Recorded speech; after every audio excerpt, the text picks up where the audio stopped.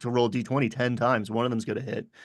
And it was the hobgoblin with the sneak attack. I think he maybe had been softened up, so he dropped. Mhm.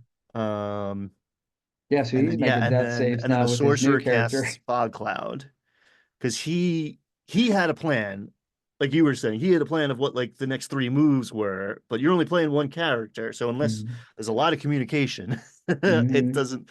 So like, all right, now this room is a black box. Everyone in this room is blind. You're blind looking into it.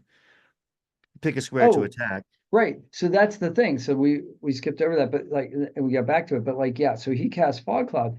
Now we will have to look up fog cloud, and it says essentially everybody's blind. So now we got to look up the blindness condition. So the blindness condition says that like if you're being attacked, the attacker has disadvantage. If you're Mhm. attacking, you have disadvantage, right? So or it's it was crazy. So that's where another place where we needed the ruling because you got a guy who's in the fog, who's attacking. You got people shooting arrows into the fog, and then you have, it was And that's what like I knew how that all worked, and I just wanted to make sure everybody else knew how all that worked before we're like, all right, this room is now filled with opaque fog.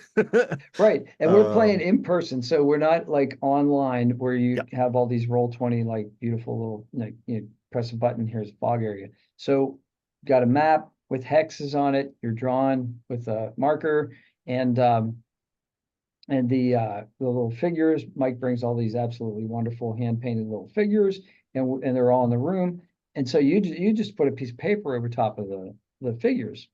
yeah. So what I've done in the past is like clear the board, right? Like, all right, we're theater of the mind now, but there was a PC in that mix, and the druid was going to cast healing word, and you can't cast it on a target you can't see, you know, and you can't attack targets you can't see. So like it was an interesting problem to run fairly Yeah, because to like I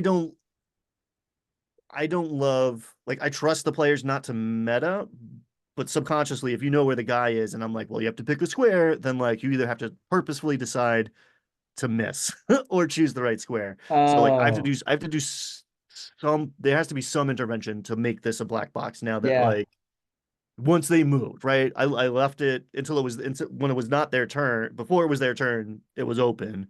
And then once it becomes their turn, like I showed you one of them moving yeah, because like maybe you're aware of like because he was yelling when he was doing it. right, And then it's like, okay, who knows what's going on? But now there's players acting in that space, so it gets very, very tricky sure, to portray that. And actually, so I let dice decide what happened in there because there are hobgoblins who don't speak common, like canonically. They only speak goblin. The wizard knows a few words of goblin and is ordering them around. They don't know what's going on and kind of don't care. yeah, right. And I think the hobgoblin took out two of the bandits because it's just like kind of swinging wildly.